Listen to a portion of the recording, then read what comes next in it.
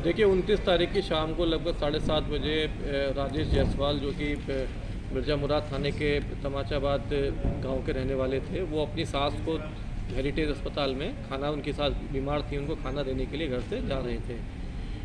मोहन सराय से जब हम लेफ़्ट हैंड की तरफ मुड़ते हैं उसकी तरफ, तो सुनसान एरिया पड़ता है। उस दिन बारिश भी थी, तो शाम को सूचना मिली कि कुछ अज्ञात लोगों ने जो है उनको गोली मार के उनकी हत्या कर दी है। उन्हीं के गांव का एक आदमी पीछे से आ रहा था, उसने उनको पहचाना कि ये हमारे गांव के लोग हैं, उनके द्वारा सूचना दी गई।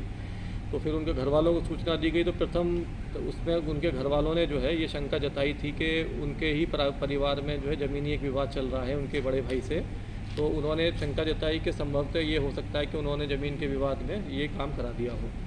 लेकिन पुलिस को कुछ और इसमें उसी रात में इम्पॉर्टेंट क्लूज़ मिल गए थे कि कुछ और भी मामला इसमें हो सकता है, तो हम लोग लगातार उसकी तहकीकात में लगे हुए थे।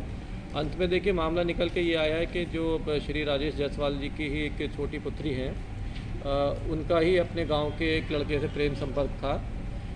उसमें ये दोनों शादी करना चाहते थे, जिसमें राजेश जायसवाल जी कई बार मना भी कर चुके थे। लड़की के ऊपर सख्ताई भी हो रही थी, उसके मोबाइल वगैरह भी ले लिए गए थे, कुछ समय के लिए उसको बाहर भी भेज दिया गया था। लड़के के घर वालों ने भी सख्ताई की थी।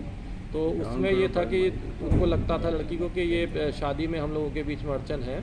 उसी में ही इन लोगों ने जो है प्रेरित होकर जो है उस लड़के को जो है मोटिवेट किया कि भाई या तो हम यहाँ से भाग चलते हैं, वरना जो है जब तक फिर मेरे पिता रहेंगे तब तक हम लोग शादी नहीं कर पाएंगे।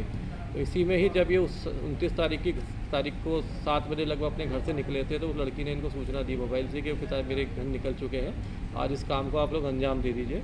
तो वही दोनों लड़के जो है, जो मेन लड़का है एक अभियुक्त जावेद और उसका दोस्त, वो दोनों बाइक से निकले पीछे और मोहन सराय से आगे एक सुनसान थोड़ा सा एरिया पड़ता है ब्रिज के ऊपर, वहाँ इन्होंने इस घटना को कारित किया।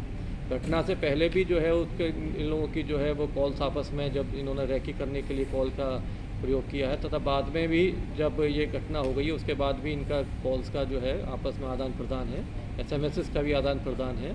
और उसके बाद इन्होंने दोबारा अपना ये घटना करके अपने गांव में ही जाके ये आराम से अपने घर में छिप गए, क्योंकि किसी को शक नहीं था। और वहीं जो है इन्होंने अपने घर में ही जो है उसको अपना जो घटना में जो पिस्टल जो उपयोग में लाई गई थी उसको भी छिपा दिया। तो ये सारी चीज़ें जब पुलिस ने तहकीकात की तो ये सारी चीज़ें धीरे धीरे निकल के कड़ी से कड़ी जुड़ती गई। इन लोगों को भी जब पूछताछ की गई तो इन लोगों का भी जो है ये इसमें इन्होंने सारी चीज़ें बताई हैं। तो इस तरीके से देखिए ये एक समाज को हिलाने वाली घटना है कि जिसमें अपने पिता की हत्या में पुत्री ही अगर शामिल है, तो ये एक समाज के लिए बड़े चौंकाने वाली बात है। और कहीं ना कहीं जो है ये इस तरह के संबंधों को भी तार ये चीज़ें करती हैं। तो ये आज केस वर्कआउट हुआ है और हमारी जो टीम जो वर्कआउट इसने किया है उसको हम लोगों ने 5000 का इनाम भी घोषित किया है। गिरफ्तारी सर, बरामदगी क्या है? गिरफ्तारी कितने लोगों की, बरामदगी क्या? देखिए इसमें एक जो हत्या में साजिश में उनकी पुत्री और जो 2 लड़के घटना करने वाले हैं, दोनों की गिरफ्तारी हो गई है। जिस मोटरसाइकिल से ये लोग आए थे वो भी बरामद हो गई, इसी लड़के की मोटरसाइकिल है। और इसमें जो पिस्टल यूज़ में लाई गई थी उसकी भी वो भी बरामदगी हो गई। घटना में जिस पिस्टल का उपयोग किया गया, पिस्टल कहाँ से लाया गया? ये इस लड़के ने बताया कि इसने लगभग 4-5 महीने पहले जो है ये बिहार से ये कहीं से पिस्टल ली थी।